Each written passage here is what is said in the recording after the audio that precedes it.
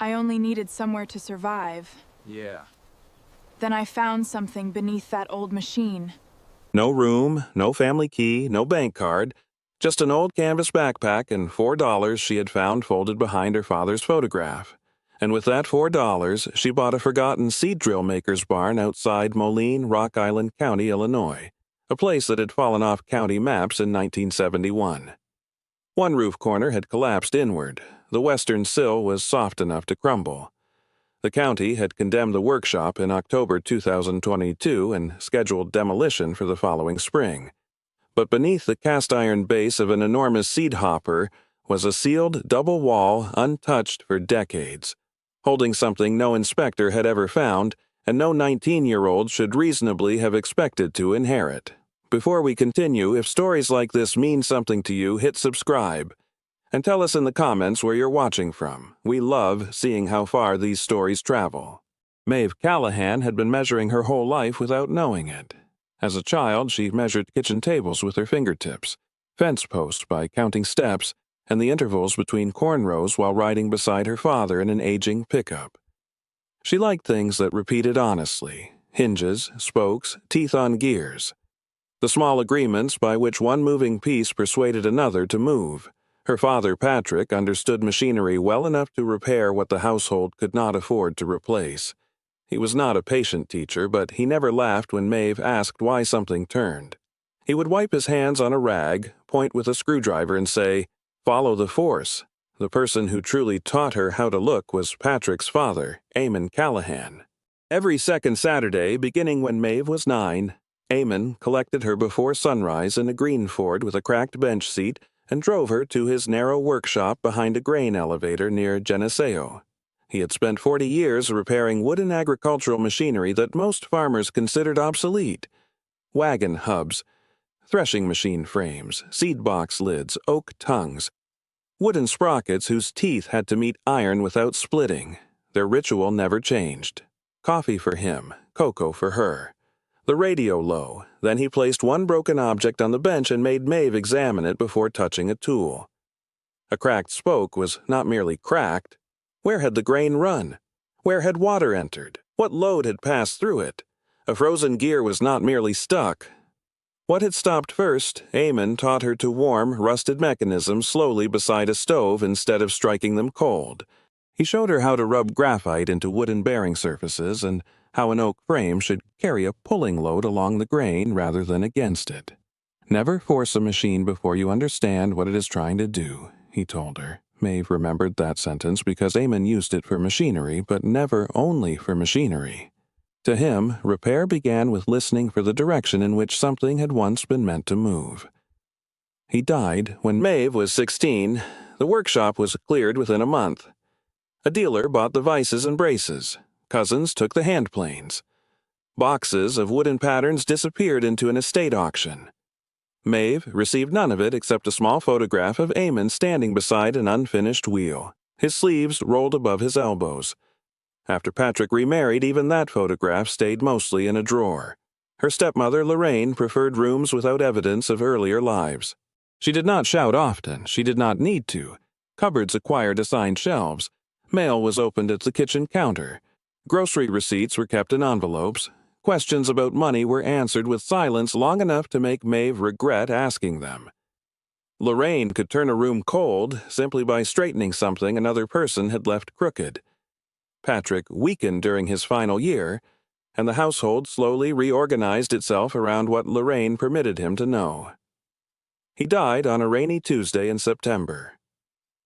3 days after the funeral, Maeve came downstairs carrying a ceramic mug and found her old canvas backpack sitting upright beside the front door. Her stepmother stood at the kitchen counter. Maeve's bank card lay beneath Lorraine's hand. "The account is family property now," Lorraine said. Maeve stared at the card, then at the backpack. One strap had been repaired years earlier with waxed thread by her grandfather. She knew the stitches individually. "You are not staying under my roof anymore." 8 words. Lorraine slid the deadbolt key from Maeve's keyring and placed it inside a drawer. That was all. Maeve did not argue. She went upstairs for the photograph of Eamon and discovered the bedroom door already locked. Her backpack landed on the wet grass beside her before she reached the porch. Lorraine watched from behind the storm door without opening it again. For 6 weeks, Maeve moved wherever a cheap bus or a long walk could carry her. She slept 2 nights in the Peoria station until a guard began checking tickets. In Galesburg, she spent 4 nights inside an unlocked laundry room behind an apartment building, waking before tenants came down at dawn. She rode to Davenport and slept beneath the concrete shelter at Credit Island with her backpack under her head, while the Mississippi moved black beyond the trees. Her money became arithmetic: $11 from selling an old jacket, $7.50 for bus fare, $1.29 for bread, 69 cents for a bruised apple. A church pantry gave her peanut butter and 2 cans without asking for identification. A waitress in East Moline refilled her coffee after closing and left half a grilled cheese sandwich beneath a napkin as though she had forgotten it there. Maeve learned which public restrooms opened earliest. She learned that 28 degrees felt different from 34 when sleeping in clothes already damp. Most of all, she learned that homelessness was not one disaster. It was 50 small calculations performed while tired. By late October, she had $4 left. She entered the Moline Public Library to get warm and stayed because rain began striking the windows sideways.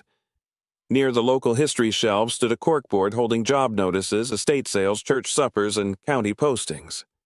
One sheet had curled brown at the lower corners. Abandoned agricultural workshop, tax transfer, historic seed drill maker's barn. Structure unsafe, no utilities guaranteed. Buyer assumes all liability. Transfer consideration, $4. Maeve read the figure twice. Below it was an address at the county clerk's office and a parcel description west of Moline, beyond the newer industrial roads where remnants of 19th-century farm machine shops still stood among fields and drainage cuts. Someone had written demolition pending across the bottom in red ink.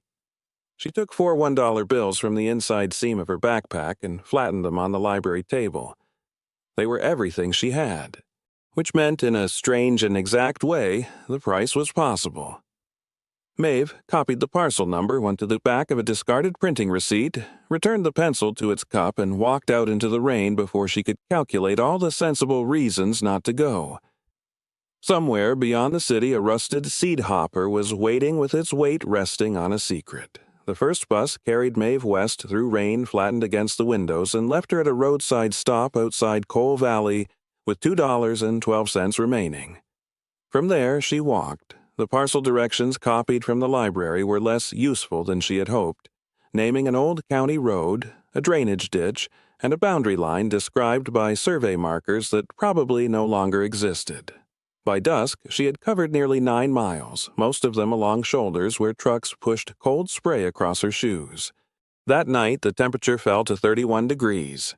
She found an open-sided hay barn beyond a harvested soybean field and climbed behind 3 square bales where the wind could not reach directly. The hay smelled of dust and summer. Mice moved somewhere beneath the boards. Maeve slept with both arms through the straps of her backpack. At first light, she walked again. Moline appeared gradually rather than all at once. Warehouses, river haze, brick walls, then streets carrying the remnants of a city that had spent generations making things meant to cross soil. She passed Lago Marcino's confectionery with its dark wood windows, a Hy-Vee beginning morning deliveries, Teskey Pet and Garden, the long frontage of K&K Hardware, and a small cafe called Doris's Cup where a hand-lettered card promised hot beef, pie, coffee. The smell from the cafe nearly stopped her. She kept walking. At 9:14, Maeve entered the Rock Island County Clerk's office with mud drying white around the edges of her shoes. The woman behind the property counter wore silver-framed glasses attached to a black cord. Her gray hair was pinned so tightly that not one strand seemed willing to argue with her. The brass nameplate read, Margaret Vosteputy. Clerk Maeve placed the folded posting on the counter. I came about this parcel. Margaret looked first at the paper, then at Maeve, then down toward the backpack. You came to inquire, to buy it. The clerk removed her glasses. The office around them continued quietly. A printer fed out a deed. Someone coughed behind a partition. A date stamp struck paper twice. Margaret studied the posting again. You understand the structure is condemned? Yes, ma'am. You understand there's no certified electrical service? Yes, ma'am. You understand the well has not been tested? Yes, ma'am. You understand demolition liability becomes yours at transfer? Yes, ma'am. Margaret leaned back. How old are you? 19. That was not one of the required questions. Maeve waited. The clerk put her glasses back on.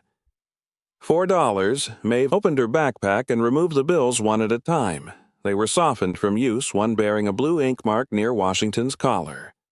Margaret aligned them carefully on the counter as though that they were 400. The transfer paperwork took 23 minutes. Maeve initialed beside AS's condition, unknown environmental status, structural hazard, and buyer accepts full responsibility. Her hand tightened slightly at the last signature, not because she wished to withdraw, but because the pen had begun skipping. Margaret gave her another. When the deed was complete, the clerk carried it to a brass embossing press at the end of the counter. The handles came down with a heavy mechanical certainty. Metal met paper. When Margaret raised the press, the county seal stood in relief near Maeve's name. There, she said, now it belongs to somebody again. She gave Maeve directions more useful than the advertisement. Take Avenue of the city's west, then work south toward John Deere Road until you reach the older farm lanes. You want the section beyond Barstow Road, before the low ground bends toward the Rock River. There used to be a mill trace. Most maps do not show it. Maeve folded the deed into thirds. Margaret had begun gathering the remaining forms when her fingers stopped. Callahan. Maeve looked up. Your surname? Yes. Any relation to Eamon Callahan? The room seemed to become more exact. My grandfather. Margaret's hand remained on the paper. The wheelman. Maeve had never heard anyone call him that. He repaired farm machinery.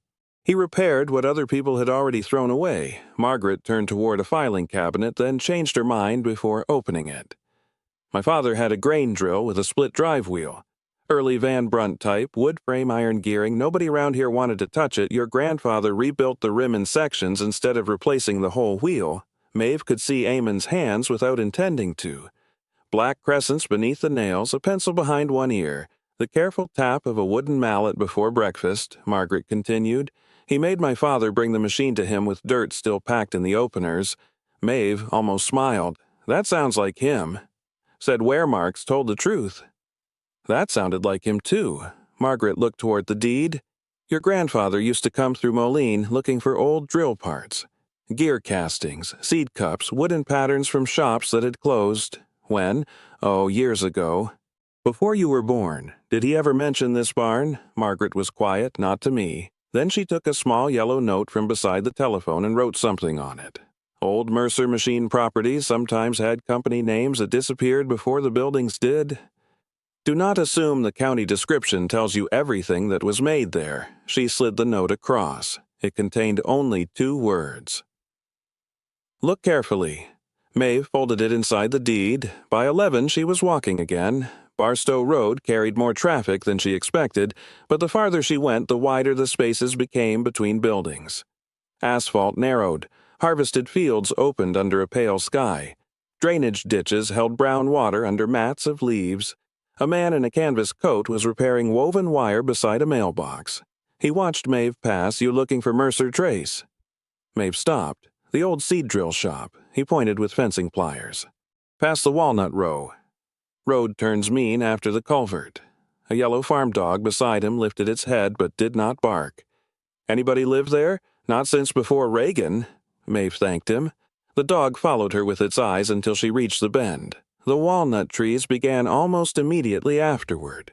They were old, unevenly spaced, their trunks dark from rain and their branches mostly bare. Fallen husks crushed beneath Maeve's shoes, leaving black stains on the road. Then she saw the roof. Not the entire building, only a broken gray line beyond the trees. She walked another 100 yards. The barn stood on a shallow rise above the drainage ground, larger than she had imagined from the county description, roughly 40 feet long and 28 wide.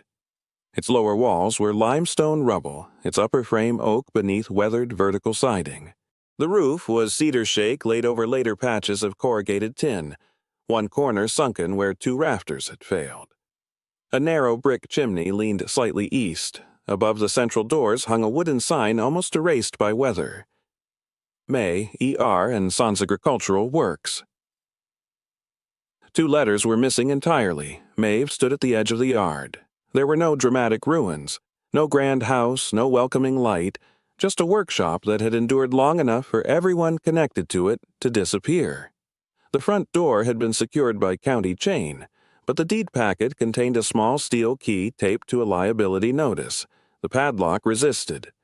Maeve warmed it between both hands, breathed into the keyway, then worked the key gently back and forth rather than forcing it. Eamon would have approved. The lock opened. Inside, the air had the dense smell of wet oak, mouse nests, cold iron, and something faintly sweet from old seed dust. Maeve waited until her eyes adjusted. The front room had once been an assembly floor. Light entered through cracked panes and fell in gray columns across machinery, too heavy for anyone to have stolen easily. A collapsed wooden wheel rested against a bench. 2 seed drills sat beneath canvas remnants green with moss where rain had reached them. Her shoe touched something. A rusted gear rolled half a turn across the floor. Its teeth clicked against stone. The sound traveled farther into the building than it should have. Maeve listened. Somewhere beyond the wall, water dripped at a steady interval. She crossed the room slowly, testing boards before placing her weight. Near the center, she found a narrow path of sound floor where oak planks had remained protected beneath an old machine frame. The back room had been the workroom. She knew that before seeing any tools. There was a long bench beneath the north windows, dark with oil stains. Wooden drawers lined one wall. Iron brackets hung empty above them. A forge stood cold beneath the chimney, its firebrick throat black but intact enough to recognize. Maeve laid her palm on the bench. The wood was cold. She smelled old linseed oil where the surface had been cut deeply by decades of work. Near dusk, she found the well behind the building, capped with warped boards, and an outhouse leaning under walnut branches. Neither could be trusted yet. There was no electricity, no heat, no food except the heel of bread from the church pantry and a spoonful of peanut butter folded into wax paper. She ate, sitting on the assembly room floor. Rain began again after dark. It struck the tin roof patches with a hard metallic sound, then softened where it fell against cedar shakes. Water entered somewhere near the failed corner but did not reach the place Maeve had chosen to sleep. She spread old packing paper beneath herself for insulation and used the backpack as a pillow. The deed remained inside her coat. For a long time she listened to the building, boards adjusted. Rain moved through gutters that no longer connected. One loose piece of iron tapped gently whenever the wind pressed against the western wall. Nothing sounded empty. Before sleep, Maeve turned her head toward the dark shapes of the abandoned seed drills.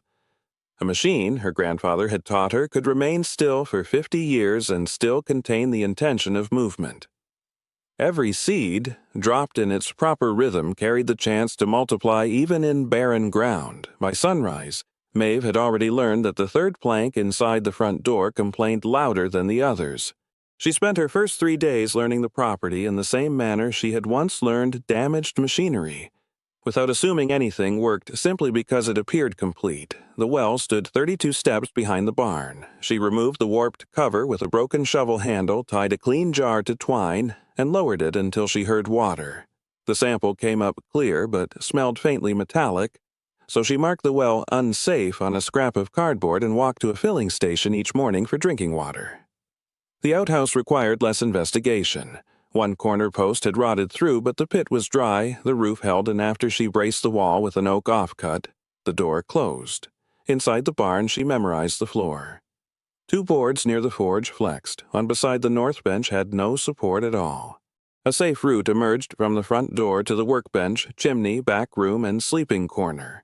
Maeve marked questionable boards with small chalk crosses. On the 4th morning, she walked into Moline carrying a list. The hardware store smelled of machine oil, rope, fertilizer dust, and the dry mineral scent of galvanized nails stored in open bins. Behind the counter stood a broad man with 1 white eyebrow and 1 brown, as though age had reached only half his face. His name was Silas Mercer. Maeve placed 3 coins and several smaller bills on the counter. "I need chimney brushes, stove cement, gloves, and something to cut kindling." Silas looked at her list, then at her hands. "Mercer Trace Place?" Maeve nodded. "County finally sell it?" For $4. That explains why you cannot afford this list. He said it without humor or cruelty. Maeve did not answer. Silas took a carpenter's pencil from behind his ear and began changing quantities. A 6-inch wire chimney brush, 875, 25 feet of fiberglass rod, 640 used a 1-pound tub of furnace cement, 325 leather work gloves, $210. A second-hand bow saw with a new blade, $550. Maeve looked at the total. I cannot buy all of it. No. He turned the receipt over. Name, Maeve Callahan. The pencil stopped. He studied her a moment longer, then wrote, Callahan. Mercer trace across the top of a ledger page. That is a credit account. I did not ask for credit, I know. I cannot promise when I can pay, then do not promise. He closed the book. Pay when you can. Do not disappear. From beneath the counter, he pulled a faded paperback with a cracked yellow spine. Home repairs for rural buildings, outdated plumbing, bad electrical advice. Roofing section is decent. Chimneys are useful. Maeve opened the cover. A name had been written inside in blue ink. Harold Mercer, 1968. Your relative? My brother. Silas pushed the book toward her. He is dead. The book is not. Maeve carried everything back in a flour sack. The chimney came first because without heat she would not last through November. She did not light a match. Instead, she climbed onto the lower roof using a ladder found beneath the collapsed wheel shed, tested each rung, then tied the ladder to an oak roof brace before trusting her weight to it. The chimney cap had rusted almost through. She removed it with penetrating oil and slow pressure, then lowered the wire brush into the flue 1-rod section at a time. The first pass stopped 6 feet down. Maeve withdrew the brush black with creosote. She worked from above for 2 hours, twisting clockwise so the threaded rods would not loosen. When the obstruction still held, she returned inside, removed the stovepipe collar, taped canvas around the opening, and worked upward from below. Chunks began falling, dry black scales. Then a mass the size of a loaf of bread broke loose and struck the hearth in a shower of soot. Bird nest, twigs, feathers, walnut husks, and creosote fused together by years of damp. She filled nearly half a bucket. After 4 hours, she could see daylight through the flue. Maeve ran the brush twice more, inspected the mortar joints with a mirror and flashlight, then patched 3 shallow gaps with furnace cement. She waited until the following afternoon before testing the draw. The first fire was no larger than both her hands. Newspapered cedar splinters, 3 dry oak sticks. Smoke lifted. It hesitated once beneath the throat, then climbed cleanly. Maeve stood motionless until she was certain. Only then did she add another stick. The room changed slowly. Iron warmed. The cold odor of damp wood retreated from the hearth. For her first hot meal in the barn, Maeve heated canned beans in a dented saucepan. Silas had added to the flour sack without mentioning it. She ate them with bread while sitting on an overturned seed crate, holding the bowl close enough to warm her fingers. Afterward, she began inventorying the workroom. Not everything. Only what might still tell the truth. A wooden spokeshave with a hornbeam body, 3 auger bits wrapped in oilcloth, a cast-iron gear pattern with 12 teeth and a penciled notation reading 3 to 16 clearance. A wheelwright's traveler used for measuring circumference, 2 seed-metering rollers, 1 fluted deeply for corn and 1 finely grooved for smaller grain. A drawer containing square nuts sorted by thread, a long oak chassis beam with mortises cut but never assembled, and beneath a torn canvas in the rear corner, the largest seed drill in the building. Maeve pulled the canvas away.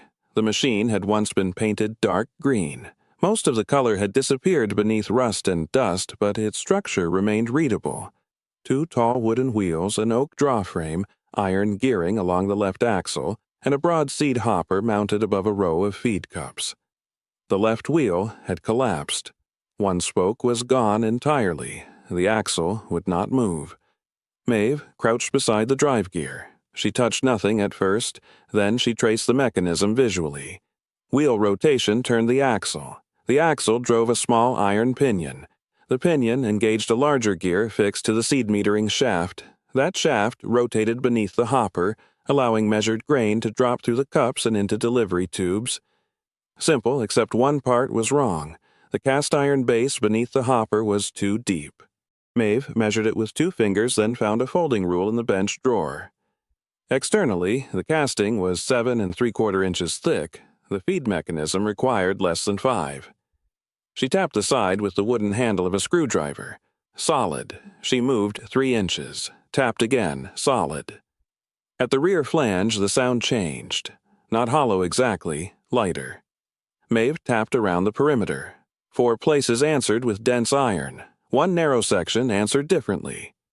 She sat back. Eamon's voice returned from a Saturday morning 15 years earlier when he had placed 2 wagon hubs on his bench. Same shape, he had told her. Different weight. Never trust your eyes when gravity is willing to testify. Maeve found the old platform scale near the forge, cleaned the pivot points, and tested it with a marked 20-pound iron weight. Then she removed the hopper. It took most of the afternoon. Every bolt was rusted. She soaked the threads in kerosene from an abandoned maintenance tin, waited, warmed 2 nuts gently with a small propane torch borrowed from Silas, and backed them off a 1/4 turn at a time. The casting should have been nearly impossible for her to move alone. It was lighter than expected, not heavier. That troubled her more. If the base contained solid iron where the shape suggested iron, it should have weighed another 20 or 30 pounds. Maeve rolled it carefully onto blocks. Beneath the flange was a circular cedar disc stained almost black with age. Cedar had no mechanical purpose there. She cleaned the edge with a toothbrush. No screws, no nails, only a hairline seam. Maeve inserted the thinnest blade of the spokeshave against the edge and stopped. Wrong tool. She returned to the bench and found a narrow cabinet scraper. She worked around the disc slowly. After 20 minutes, one edge lifted. Air escaped with a faint, dry sigh. The smell that followed was cedar, old paper, and metal shut away from damp. Maeve removed the disc. Inside the double wall was an annular cavity built around the seat outlet, too precise to be accidental. The first package was wrapped in waxed cloth. She placed it on the workbench, then another, and another. She did not tear them. Each knot was loosened with a pick. Each fold was opened and flattened. The first bundle contained tools, not ordinary ones. A small set of machinist's dividers, a hand-cut gear gauge, 2 narrow chisels made for cleaning wooden gear teeth, a brass caliper with engraved initials, EC. Maeve stopped breathing for several seconds. She touched the initials with 1 finger. Maeve Callahan. Her grandfather's tools had not all gone to auction. At least these had not. The second bundle contained raw materials. Narrow strips of spring steel, small brass blanks, graphite blocks, several pieces of hard maple, and a roll of thin blue-tempered steel carefully oiled before storage. The third was a tin cash box. Its latch opened without a key. Inside lay paper packets, cloth rolls, coins, and an envelope sealed with dark wax. Maeve did not open the envelope. Not yet. She carried the cash box closer to the stove. The money had been separated by type. Gold first, $10 Liberty Head Eagles. $5 half eagles. Then silver Morgan dollars, their edges still sharp enough to catch against the cloth. There were also Indian head cents bundled in paper rolls, though their face value was small compared with the rest. Maeve counted once, then again, then arranged everything in exact rows and counted a 3rd time. The total was $26,300, not estimated. Not rounded, $26,300. Beneath the final roll of coins lay a military medal on a faded ribbon. The bronze had darkened almost brown. Stamped on the reverse was a name she did not recognize and the year 1918. Maeve placed it beside the sealed envelope. There was one more object, wrapped separately in soft chamois, with something no larger than the last joint of her thumb. A grain of wheat, carved from a single piece of pale green jade. Every ridge along the kernel had been cut by hand. Maeve turned it beneath the lamp. The object was absurdly delicate for a machine shop built around mud, iron, oak, and field labor. Under it lay a folded technical drawing. She opened only enough to see the title, Stone Release Seed Governor. The drawing showed a regulating mechanism between the ground wheel and seed shaft, designed with a spring-loaded disengagement that could yield when an opener struck buried stone rather than transferring the shock through the gearing. Maeve stared at the geometry. Someone had designed a way for the mechanism to give without losing its rhythm. The envelope remained unopened. Outside, darkness had settled beyond the walnut trees. Maeve placed every coin back into its original wrapping, returned the tools to their cloth, and set the jade wheat on top of the sealed letter. Then she carried a blanket through the rear door. The night was colder than the one before. She walked down to the drainage channel beyond the barn where rainwater from the low fields gathered before joining the Rock River system. The surface moved slowly beneath the moon, carrying walnut leaves in loose circles. $26,300 weighted inside. Her grandfather's initials weighted on a brass caliper. A letter weighted under a piece of carved jade. Maeve sat on the bank without reading it. For once, she did not need to move simply because something had opened. She watched the water until her hands grew too cold to keep outside the blanket. Every seed, dropped in its proper rhythm, carried the chance to multiply even in barren ground. At first light, Maeve carried the tin box from the workbench to the window and broke the dark wax seal with her thumbnail. The envelope had been addressed in a hand she knew, not because she had ever received a letter in it, because the capital C leaned forward exactly as it had on Eamon Callahan's tool labels, and the lower loop of every G returned beneath the line like a hook. Maeve sat down. Inside was a letter folded into 4 equal quarters. The paper crackled when she opened it. My dear one, whoever you are, if you have found this, then the old drill has outlasted me, and perhaps that is fitting. Machines are often more patient than the people who build them. My name is Elias Mercer Callahan. In March of 1987 at St. Luke's Hospital in Davenport, Dr. Samuel Brenner told me I had pancreatic cancer, and perhaps 6 months if luck behaved kindly. I have never trusted luck as a working method, so I came here instead and put certain things in order. You should know whose hands were here before yours. Thomas Mercer opened this agricultural works in 1869 after coming west from Pennsylvania. His daughter, Abigail Mercer, born in Moline in 1878, learned drafting and gear cutting here when women were expected to keep account books and little else. Abigail's son, Daniel Callahan, took over the repair trade in 1912 and kept it alive through 2 wars and the Depression. Daniel's son, Eamon Callahan, born in 1926, learned wheelwork at this bench and carried what remained of the trade into another age, that is, 4 generations, not a dynasty, just people who kept showing up. The shop closed officially on October 17, 1955. For more than 30 years afterward, almost nobody heard machinery turn in this room. My older brother, Patrick Mercer Callahan, was killed in France during the First World War. The metal in this box was his. He was 23. Our mother kept his work apron on a hook until the cloth began to fall apart from age. There are things I want you to know if you intend to work here. Oak for a draw frame should be seasoned below 12% moisture before final mortising, or the joints will loosen as it dries. When fitting an iron tire to a wooden wheel, heat evenly to a dull red, never beyond roughly 1800 degrees Fahrenheit, and quench the rim in stages so the shrinking iron does not split the felloes. For graphite bearing wash, use 1 part powdered graphite to 3 parts boiled linseed oil, thin enough to brush but not run. When setting the spring on the stone release governor, allow no more than 1/8 inch free travel before disengagement. Too tight, and a buried rock will break the gear tooth. Too loose, and the seed rhythm wanders. Precision is not severity. A mechanism must sometimes give in order to survive. The drawing enclosed here was never manufactured. I designed the governor after watching 3 drills break on limestone ground near Andalusia. Every maker wanted stronger teeth. I wanted a machine that knew when not to fight. The jade wheat belonged to Abigail. She carved it during the winter of 1902 from a broken ornament brought home by a rail worker. She said a seed was the smallest honest machine she knew. Closed, quiet, carrying more future than its size could explain. The money is not treasure, it is deferred work. Some came from repairs. Some from land sold when I could no longer maintain it. Some was Eamon's. Placed here because he believed the trade might someday need a beginning more than his descendants needed another estate check. Spend only what allows the work to continue. Tools belong in hands. Wood belongs under a blade. Knowledge belongs in use. Inheritance is not what remains untouched after someone dies. It is the unfinished task placed where another pair of hands might find it. Do not preserve this building so carefully that you become afraid to work in it. Make mistakes. Sharpen badly, then sharpen better. Cut one joint twice if you must. But listen before forcing anything.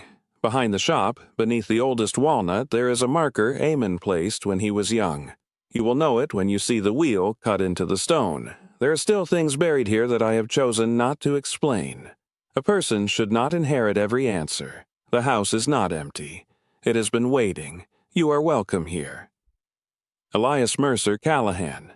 September 14th, 1987. Maeve read the letter twice. The second time, she stopped at Eamon's name and rested her thumb there until the paper warmed beneath it. Then she folded the sheet along its original creases. Not new ones. The old folds still knew where they belonged. She carried the letter through the back door. The oldest walnut stood beyond the well, wider than the others and scarred on one side where lightning had peeled away a vertical strip of bark years before. Maeve cleared leaves from its base with both hands. Nothing. She circled the trunk. On the north side, half buried beneath black walnut husks and moss, a flat piece of limestone showed through the soil. She scraped carefully with a stick. A wheel had been cut into the face, 8 spokes. No name, no date, just the mark. Maeve sat back on her heels. Near the stone, she found an old iron hook driven into one exposed root. Hanging from it by a wire loop was a small kerosene lantern, rusted heavily but intact. She carried it inside. The glass chimney was cracked at the top. The wick had hardened almost to wood. Maeve dismantled it on the bench, trimmed the wick square, cleaned the burner holes with a needle, and poured in a small measure of kerosene from the maintenance tin. When she struck the match, the first flame died. The second held. A narrow yellow light rose through the old glass. She set the lantern beside Eamon's brass caliper. That afternoon, Maeve walked into town because she needed bread, and because sitting alone with the letter had begun to feel less honest than moving. Doris's cup, the woman who had once left grilled cheese beneath a napkin, recognized her immediately. "You found somewhere?" Maeve nodded. Doris slid 2 biscuits into a paper sack before Maeve could refuse. At the filling station, the night attendant who had allowed her to refill water jugs without charge waved from behind the register and pointed toward the faucet before she asked. Silas Mercer had placed a bundle of stovewood beside his rear loading door. "For the credit account," Maeve said. He shook his head. For weather, even Margaret Voss, when Maeve stopped briefly at the county office to ask about the old shop records, disappeared into the back room and returned with a photocopied 1913 plat map. "No charge for copies under 5 pages, she said. There were 6. Maeve did not correct her. It struck her then that none of these people had rescued her. They had done something smaller. A sandwich, water, credit in a ledger, a copied map, a bundle of dry wood. Small kindness had not changed the entire road. It had changed the next 100 feet.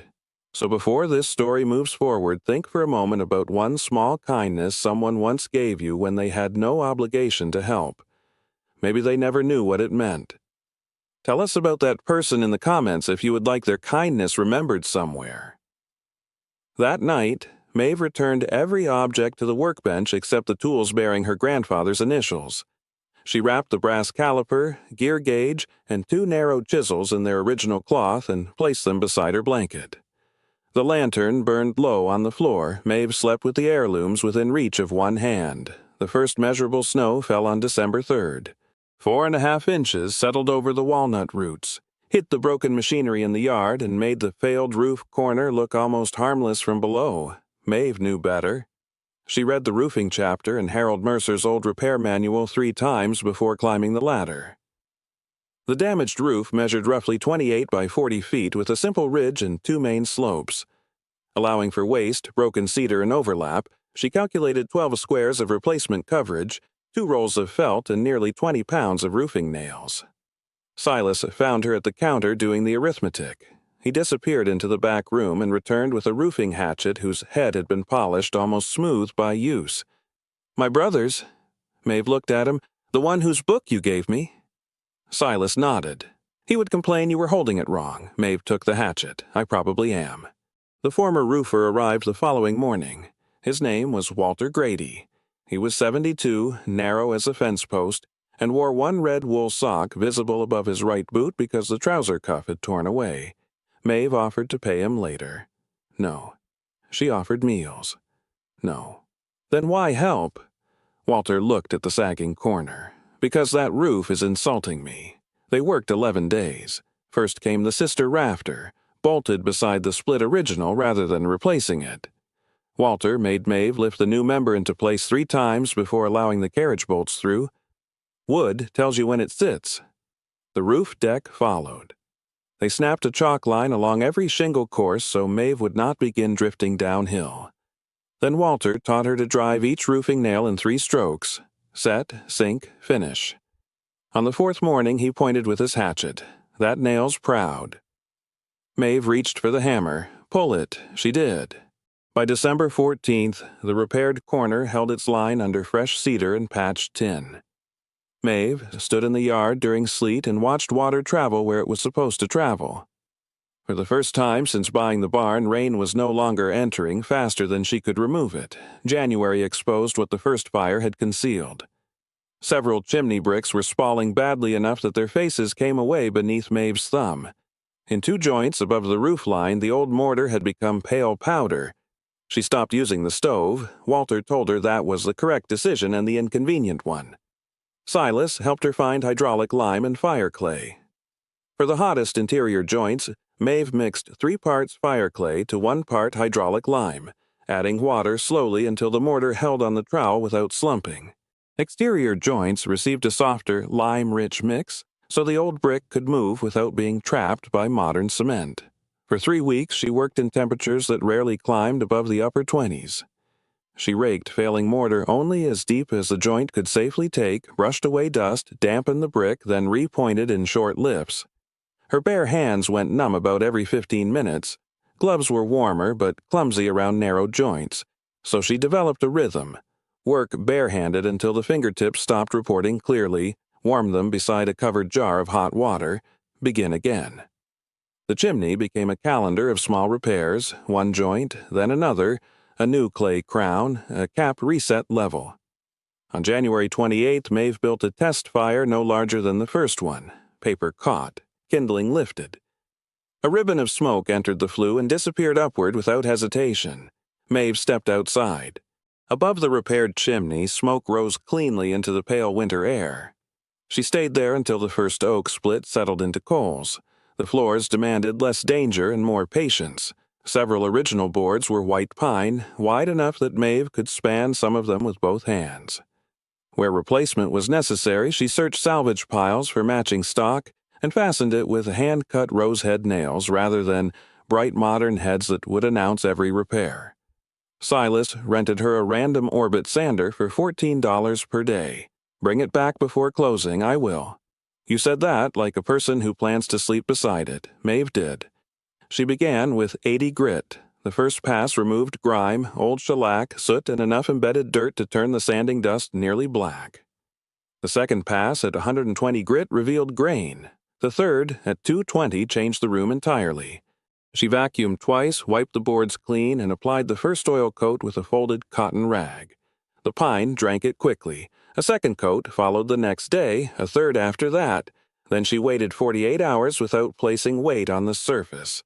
The color shifted from dark honey toward something deeper, nearly mahogany where old oil had penetrated around the benches. One morning, none of it mattered to her. She woke before dawn, dressed, picked up the sanding block, then put it down again. Without breakfast, she walked toward the marsh. A great blue heron stood in shallow water beyond the drainage grass, motionless except for the slow angle of its neck. Maeve sat on a fallen trunk. The bird remained for almost an hour. She did no work that day. Nothing collapsed because of it. The following morning, she returned to the floor and finished the final edge by hand. There were 8 windows. 3 had no glass at all. 4 held cracked panes patched with cardboard, tin, or hardened cloth. The eighth contained one original pane so old that its surface moved faintly in reflected light. Maeve believed it had survived since 1788, decades before the seed drill shop itself had taken its later working form. She did not remove it. Instead, she repaired the sash around it in place. For the missing panes, she cut replacement glass slightly smaller than each rabbet, bedded it gently, then pressed Dieppe 33 glazing putty into the perimeter with a narrow knife held at a low angle. Silas corrected her first bead. Too much pressure. It is not sealing. It will. Stop bullying it. The sash weights presented another problem. Several cords had rotted through inside the pockets. Maeve replaced them with quarter-inch cotton sash cord, fed each line over the pulley, attached the counterweight, and tied a figure-8 knot large enough to seat securely without jamming inside the channel. The first repaired sash dropped too quickly. She opened the pocket again. Wrong weight, the second held. By the seventh window, the process had become quiet and exact. Lift, balance, test, adjust. The final window faced west toward the walnut row. Maeve had just seated the last point and drawn the glazing knife across the putty when a chickadee landed on the nearest bare branch. It weighed almost nothing. The branch still moved beneath it. Maeve rested both hands on the sill and watched until the bird flew. Then she closed the sash. It stayed where she left it. The plaster near the chimney failed 3 times. The first patch cracked before sunset.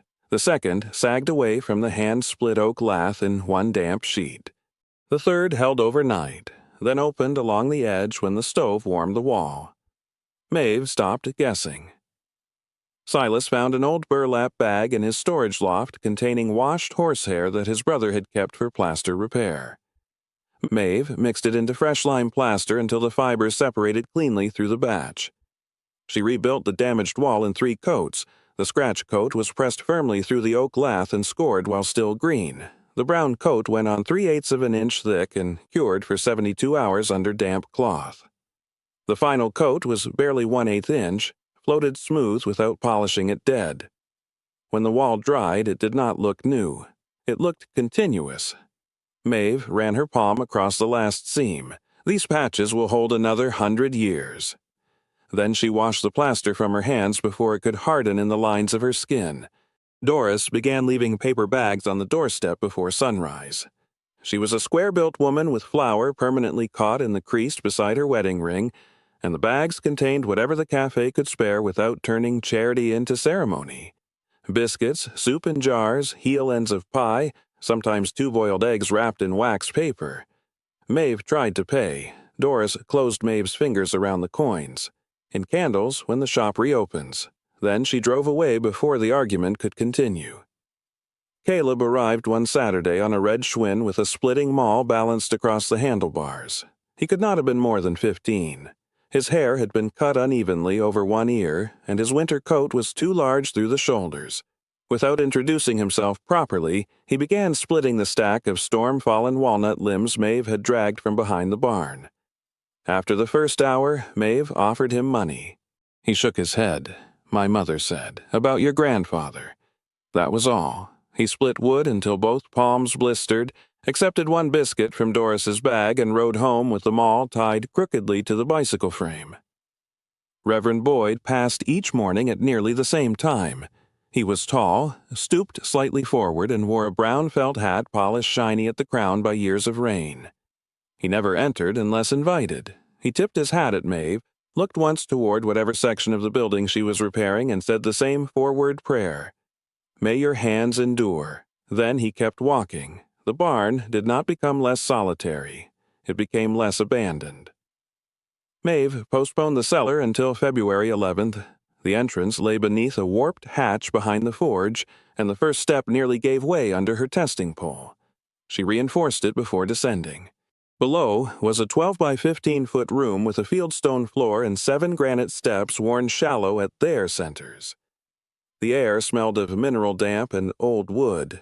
At the middle of the floor lay a dressed granite slab larger than the others.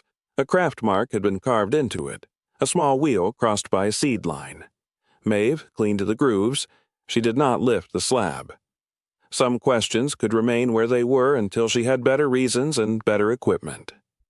Under the third step, however, her fingers found something loose. A small oak box had been wedged into the shadow between granite and foundation wall. Inside lay a brass key. Its bow had been worked into the shape of a wheat grain surrounded by 8 narrow gear teeth. Beneath it was a tintype dated 1903. A young woman stood outside the same building before the Western edition had been enclosed. She held a wheelwright's traveler in one hand. Maeve stared at the face, the jaw, the eyes, even the slight unevenness of the eyebrows. On the back, written in faded ink, Abigail Mercer, daughter of Thomas Mercer, age 25, summer of 1903. Maeve carried the key upstairs. She tried it in no lock. It remained on the mantel beneath the restored lantern, catching firelight at the edges. She did not know what it opened. By March, snow retreated into dirty ridges along the shaded foundations. The creek beyond the low field grew loud with meltwater. Walnut catkins appeared in April, soft and green against branches that had looked dead for months. Maeve opened both workshop doors for the first warm afternoon and let moving air carry plaster dust and winter smoke from the room. She did not begin building a full seed drill, not yet. The governor drawing remained above the bench. She decided she would spend 1 coin from the cash on materials, no more, and practice first on small pieces. Mortise joints, wooden gear teeth, spoke shoulders, feed cup clearances. No inheritance required haste simply because it had finally been found. The house was patient. So was she. 2 winters later, in December 2024, Maeve completed the first object she was willing to call finished. It was not a full machine. It was a working, quarter-scale seed drill mechanism mounted on an oak demonstration frame, built from hand-cut mortise and tenon joints. 6 wooden gear teeth she had remade twice, and a brass-lined seed cup driven from a small spoked wheel. The first version scattered wheat unevenly. The second bound whenever the shaft warmed. The third turned. Maeve pushed it across a strip of packed soil behind the barn. The wheel rotated. The gear engaged. Inside the hopper, the fluted roller divided the seed and released kernels into the tube at intervals close enough to the old drawings that she stopped after 20 feet and looked back. A straight row of small pale grains rested in the earth, not perfect, honest. Inside, the building had settled into usefulness rather than display. The white pine floors carried scratches again. Tools occupied the north bench. The old seed drills remained along the assembly wall, cleaned and stabilized but not polished into museum objects. The forge worked, the chimney drew. 8 repaired windows held winter outside. The lantern still stood on the mantel. Beside it lay the brass key. Maeve had tried it on drawers, cabinets, tool chests, the tin cash box, 2 forgotten padlocks, and an iron hatch in the cellar. Nothing. The answer came because of a storm. In January, an ice-laden branch broke from the oldest walnut and tore away a strip of dead bark on the north side. Behind it, about shoulder height, Maeve found a small rectangular brass plate set directly into the living wood. The tree had grown around its edges. At the center was a keyhole. Maeve went inside without running. She took the brass key from the mantel. The wheat-shaped bow fit her fingers almost exactly. The key turned once. A narrow iron-lined cavity opened behind the plate. Inside was a cloth bundle wrapped in oilskin. Maeve carried it to the workbench before unfolding it. The first object was a 48-star American flag, folded tightly enough that the creases had become permanent. The second was a letter dated May 30th, 1918. Abigail Mercer's handwriting was finer than Elias's. She had written it while Patrick Mercer Callahan was serving in France. The note did not speak grandly about war. It described ordinary work left behind. A broken seed shaft waiting under the south bench, 2 wheel rims that still required shrinking, peas planted too late, then 1 line changed the weight of everything around it. If Patrick comes home, this flag is his to raise. If he does not, keep it folded until someone remembers him as a worker before they remember him as a soldier. Patrick did not come home. The metal from the hopper had belonged to him. Maeve unfolded no further than necessary. She refolded the oilskin, placed the letter beside Elias's, and spent the following weeks locating service records and burial information through county archives. On November 11, 2025, she carried Patrick's medal to Rock Island National Cemetery. There was no ceremony. She stood at the grave marker with Margaret Voss, who had found the final record, while Wynne moved across the rows of stones. Maeve placed the medal against the marker for several minutes. Then she took it home. The flag remained folded. By then, Maeve had used 4 coins from the hidden cache. 1 had paid for seasoned white oak, 1 for brass stock, 1 for spring steel, 1 for a set of precision reamers she could not make herself. Everything else remained wrapped as she had found it. She replaced the money inside the tin box, added a current inventory in her own handwriting, and sealed it inside a new fire-resistant chest beneath the workbench. On the lid she attached a plain card for the next one. She did not define who that person had to be. Blood had carried some knowledge into the building. Kindness had carried just as much. The shop reopened so quietly that Maeve almost missed the moment. Doris pinned an index card to the cafe corkboard, seed drill and wooden farm mechanism repair, old parts copied when possible, ask for Maeve. The first customer brought a cracked grain drill box lid. The second mailed a wooden seed cup from Iowa. By spring, more than 40 names had accumulated on a mailing list kept in an old ledger beside the telephone. Maeve did not advertise beyond that card. The work came slowly enough to do properly. Some repairs took an afternoon. Others stayed on the bench for weeks while she measured wear patterns and searched old manuals before cutting anything. She turned down machines she did not understand. Whenever possible, she explained why. Silas approved of that more than he said. Caleb returned in June, taller than before and no longer riding the red Schwinn. He arrived carrying a long object wrapped in a moving blanket. "Kit, what did you break?" Maeve asked. "Nothing. That seems suspicious." He unwrapped the object. It was a hand-carved oak sign. Caleb had copied the surviving letters from the weathered original above the barn doors. Mercer and Sons Agricultural Works. But beneath Sons, he had carved 2 additional words in smaller letters. Daughters. Maeve stared at it. Caleb shifted his weight. Historically inaccurate, very. "I can sand it off." "No." He waited. Maeve ran one thumb through the new lettering. "Your spacing is uneven." Caleb looked offended. "It is not." "Third line drifts right." He held the sign at arm's length. It did. Maeve handed it back. "Fix that, and we hang it." They mounted it 3 days later. The old sign remained beneath, protected rather than discarded. By the second winter, Maeve began writing her own letter. She used Elias's workbench and Abigail's tintype as a paperweight when the stove draft lifted the corners. She did not know who would read it. That made the first line easier. "My dear one, whoever you are." She wrote about the roof, about mistakes in plaster, about the first wooden gear she had cut too tight and kept anyway because failures were measurements too. She wrote down the moisture content she preferred for oak, the setting that worked best on the restored seed roller, and exactly where Silas kept the good spring steel when he claimed none was left. She wrote Doris's name, Caleb's, Margaret's, Reverend Boyd's forward prayer. She wrote that a trade could disappear publicly while surviving privately in gestures, measurements, habits, and one person showing another how not to force a stubborn part. Then she placed the jade wheat beside the page. Its carved ridges caught the afternoon light. Every seed, dropped in its proper rhythm, carried the chance to multiply even in barren ground. Outside, winter moved quietly along the walnut row.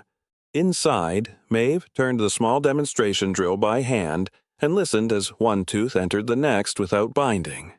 She closed her letter without finishing it. There would be more to add. The historic seed drill maker's barn waits. It has always waited, and in the county clerk's office behind Margaret Voss's desk, the first dollar Maeve paid for the property remained beneath the clear glass top of a shallow drawer. Margaret had exchanged it from the till on the day of the sale. A blue ink mark still crossed Washington's collar. She never told Maeve. Some things did not need to be returned in order to remain part of the story.